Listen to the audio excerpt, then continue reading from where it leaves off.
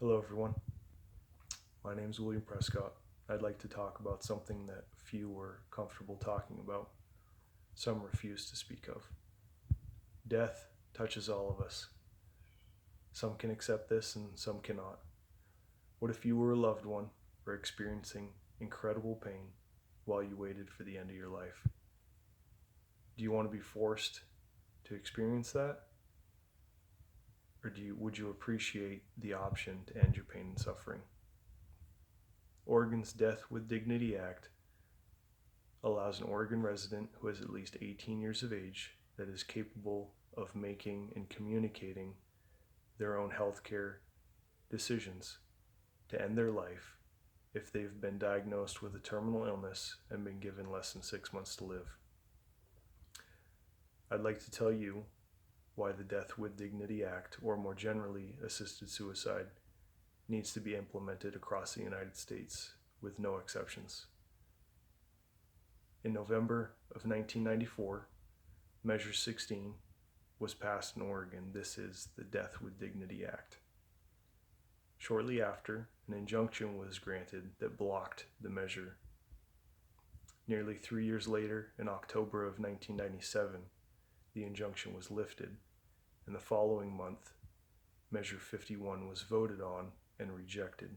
This would have repealed the Death with Dignity Act. Measure 16 was again challenged in 2006 by the Bush administration, but the Supreme Court ultimately upheld the measure, and the Death with Dignity Act remained. There are currently 28 states that follow measures that were implemented before 1997 banning assisted suicides.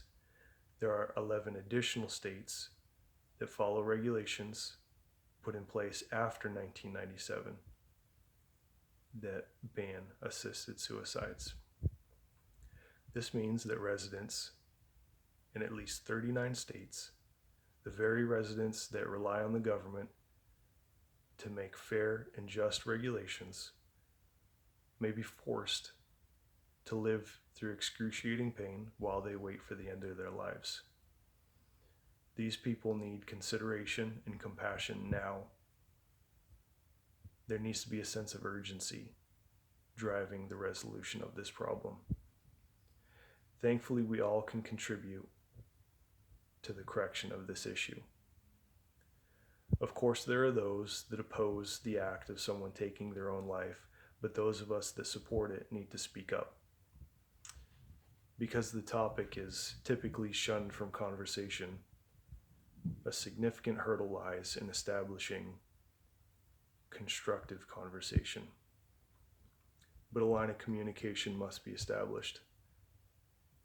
We must discuss this difficult topic.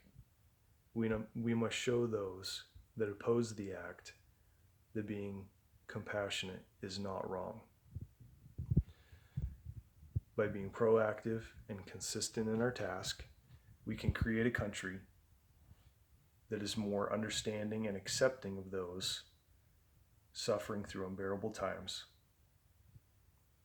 We can shift towards a society that gives more control to those suffering through incredible pain in the final days of their lives. Without the acts and efforts of the compassionate, we're stuck in a place that prefers to judge those suffering instead of taking the time to understand their situation. We turn our backs on those seeking relief,